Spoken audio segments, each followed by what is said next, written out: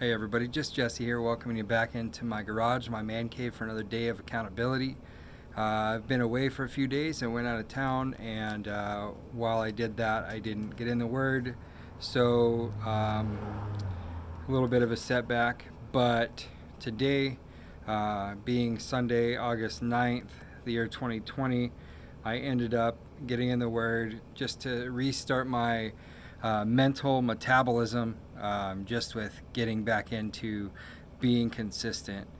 So today I read through Joshua chapter 24, and it's a cool chapter because it talks about a picture of a faithful leader. It talks about Joshua. Now, if you didn't know if you would be a good leader in life, definitely get with this story in Joshua 24.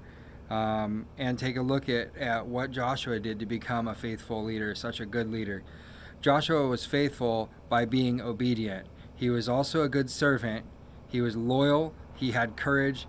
He had the ability to see some of the future things that were happening, living beyond his own days. He was a responsible person. He had power. He was given power through a lot of different things in his life, and he was credible. So Joshua's faithfulness makes us challenge his faithfulness today. But knowing that God uses these 8 different things for Joshua, he remained faithful to God as God moved through him. Throughout 30 years in Canaan, 40 years in the wilderness, and 40 years in Egypt. Now, he remained faithful through those 3 divisions in his life, and by doing that, God moved him into leadership. How can we have faithfulness like Joshua had, but as our own today?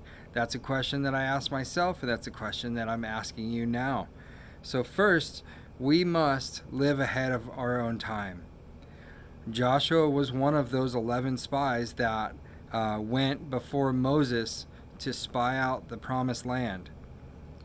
But he was the only spy that came back with a different story than the other 10. He was the spy that told Moses that they could take the land. It wasn't too much. Secondly, we have to live above our circumstances. Joshua faced a lot of challenges.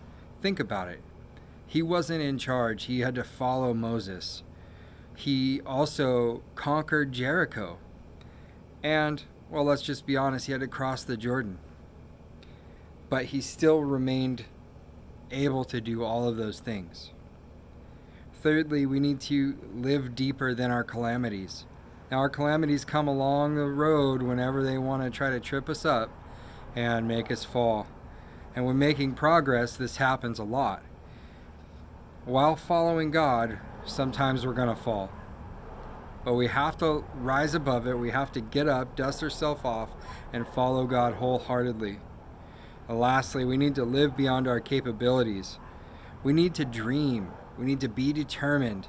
We need to find the ability to develop our leadership skills.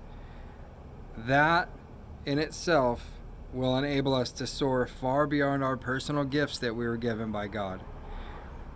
So if you think that I'm nobody, I can't lead anything, I can't do this or that, that's the wrong mindset to have.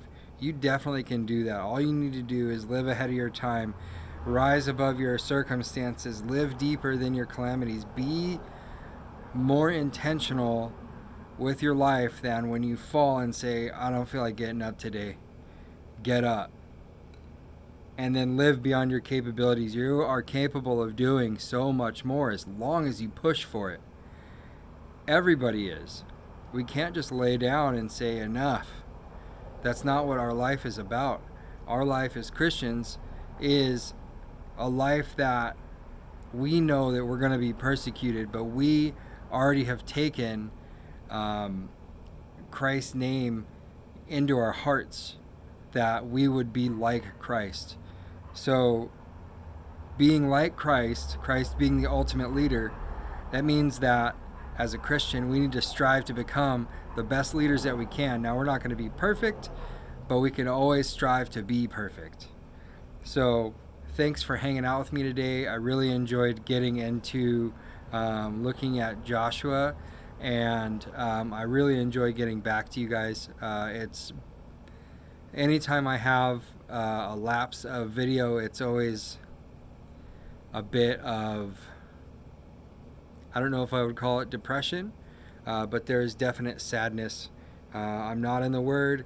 I'm not sending it to anybody. I'm not bringing God to anybody in my life, and so that's definitely something that's pretty sad, but I will rise above it. Today I'm here. Today's day one. Everybody can have day one. If you fall, get up. We'll have day one together. If you need help, reach out. There's nothing like reaching out to somebody and actually having them, grab your hand and help you out of that hole.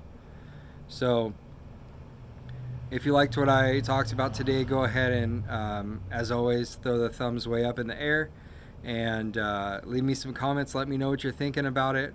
Let me know if I can do anything better, or if you want to hear anything in particular, anything that I haven't talked about already.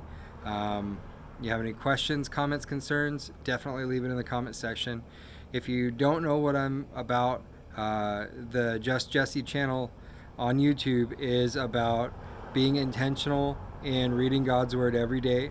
The video that I produce every day to you guys is a video of what I have learned through the chapter that I read.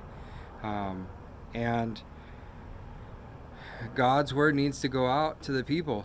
And even if God's Word only goes out to one person, and that's me, then by all means, God's Word has gone out to people today. So that's what I strive for.